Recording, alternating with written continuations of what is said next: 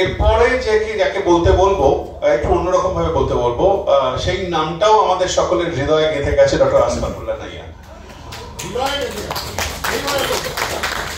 মেরুদণ্ডে গেঁথে গেছে। আসফাকুল, তোমাকে যেটা বলতে বলছি একদম অন্য কথা, সেটা হচ্ছে আন্দোলন চালিয়ে যাওয়া, তার সঙ্গে পড়াশোনা চালিয়ে যাওয়া, তার সঙ্গে একটা ভয় যে কি হবে, কিভাবে সামলালে, একদম স্পেসিফিক্যালি। এবং তোমারও কিন্তু একটা সময়ের সীমা রয়েছে। আমাকে 3 মিনিট 10 সেকেন্ড দেবেন, ঠিক আছে? এনিওয়ে, যেটা দেখুন, আমি অন্তত যে কোনো কবিতা আবৃত্তি বা যে বক্তব্য হয় আমি অত্যন্ত মন দিয়ে শোনার এই জন্য চেষ্টা করি যে প্রত্যেকটা পাঠ থেকে শিক্ষা হয়। আমি কবিতায় শুনছিলাম, বলছিল যে ওই দিন কি কেউ শোনেনি তার কান্নাটা। আমি ফিল করছিলাম ওখানে, এবং সেটা আমি দেখলাম যে সত্যিই আমরা সেদিন শুনতে পাইনি বলে তারপর থেকে 5 মাস ধরে প্রতি রাতে আমরা সেই কান্নাটা শুনতে পাই। এবং রাষ্ট্রযন্ত্র আমাদেরকে শুনতে দেয়নি বলেই, আজকে সেই কানে আমাদের বাজে বলেই আবার আমরা রাষ্ট্রযন্ত্রকে শোনানোর জন্য একত্রিত হচ্ছি। তো এই শোনা আর শোনানোর মধ্যে যে পারসেপশনটা না, এই পারসেপশনটা আমরা সবাই কে কোন ভিউ থেকে দেখি সেটা ইম্পর্টেন্ট। আমি যখন মেডিকেল কলেজে আসি, আমার ডিপার্টমেন্টে 2-4টে স্যার পেয়েছিলাম। যখন আন্দোলন করতে এসে, বিচার চাইতে এসে রাস্তায় নামি, তখন আমি হাজার হাজার শিক্ষক পেয়েছি।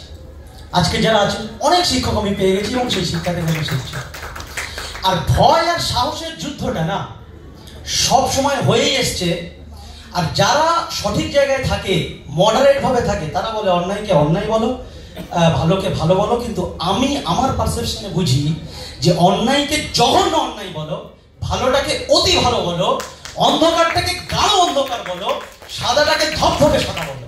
এই যদি ফিলিংসটা আমাদের না আসে, আমাদের কাজের মধ্যে বলার মধ্যে যদি আমাদের আবেগের মিশ্রণ না থাকে, তাহলে কাজ লক্ষ লক্ষ মানুষ করেছে, মরে গেছে, শ্মশানে কবরে পড়ে আছে।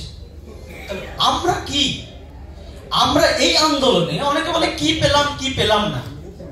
আমি এটা অনেকের এক্সাম্পলে বলেছিলাম যে জিসাস ক্রাইস্ট যখন এত কম বয়সে শুলে ওনাকে চড়ানো হলো, সারা পৃথিবী ওনাকে জাজ কিভাবে করেছিল। ওই টাইমের কোনো ব্যক্তি যদি ওকে বলতো যে আপনি সাকসেস না ফেলিওর, আপনি বলুন একটা মানুষ ইয়াং কালে তাকে শুলে পুঁতে দেওয়া হলো, ফেলিওর। যে ব্যক্তি আন্দোলন করে যখন আমাদের ফাঁসির দড়ি গলায় নিল, ভগৎ সিং যখন নিজের মৃত্যুদণ্ডকে বেছে নিল, ওই টাইমে যারা রাজ করেছিল কি বলেছিল, কি জীবন, ফেলিওর। আমি মনে করি যে ভবিষ্যৎ, এই আন্দোলন এবং ভবিষ্যৎ এর বিচার করবে। কোন আন্দোলনে যারা এক ফোঁটাও তাদের শ্রম দিয়েছে বৃথা যাবে না, 100%। আজকের মানুষ বিচারটা করছে বা করবেন যেভাবে, যে এই মুহূর্তে কি পেলাম, আমি বলছি ভবিষ্যৎ দেখতে পাবে এই মুহূর্তে কি পেলাম। সেই টাইমের যেটা ফেলিওর, ভবিষ্যতে সেটাই সাকসেস হবে। মানুষের দৃষ্টিভঙ্গি পরিবর্তন করা দরকার। এক ফোঁটা, একদিনের অনশন, একদিনের রাস্তা নামা, একদিনের কথা শুনতে আসা, একদিনের শিখতে আসা, একদিনের শেখাতে আসা, এই পয়েন্টগুলো কখনো বৃথা যাবে না। আমি যে সময় সংক্ষিপ্ত, আমি শবনম ম্যাডামের একটা কথা বলে শুনবো, মানে এন্ড করবো। ম্যাডাম একটু আগে বললেন, আমি জাস্ট ওটাই বলছি, আমি শুনেই বলি, আমি নতুন করে কিছু বানাই না। জাস্ট ম্যাডাম বললেন যে সন্দীপ ঘোষ বলেছিল যে তোমাকে ট্রান্সফার করে দেব, সেই সন্দীপ ঘোষ ট্রান্সফার করতে পারেনি। ম্যাডাম এখন রোটারি সদনে, আর সেই সন্দীপ ঘোষ এখন জেলখানায়।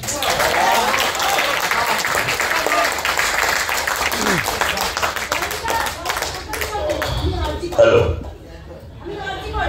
আপনি শুধু আরজি করে নয়, রোটারি সদনে নয়, সবার মনের মধ্যেই আপনি আছেন। শুধু একটু জায়গা বলে বলতে অবভিয়াসলি আরজি করে। क्या बात, क्या बात।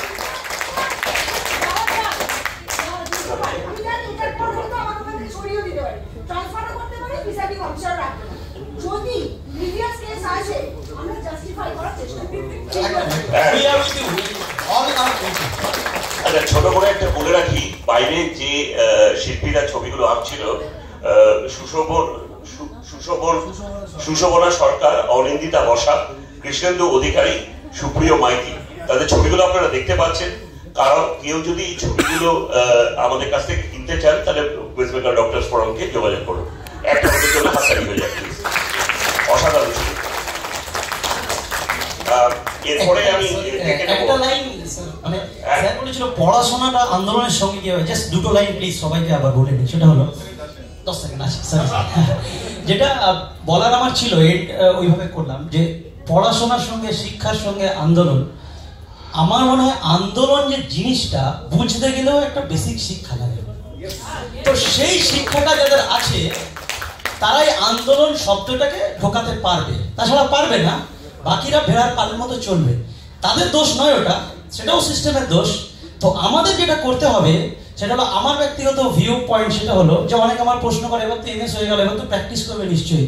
আমি বলেছি প্র্যাকটিস একটা ধরনের প্র্যাকটিস যেটা চলবে, আর একটা প্র্যাকটিস যেটা রাস্তায় চলছে প্রতিবাদের প্র্যাকটিস, এই প্র্যাকটিসটা আমাদের সবাইকে চালাতে হবে। আমি দারুণ বক্তব্য।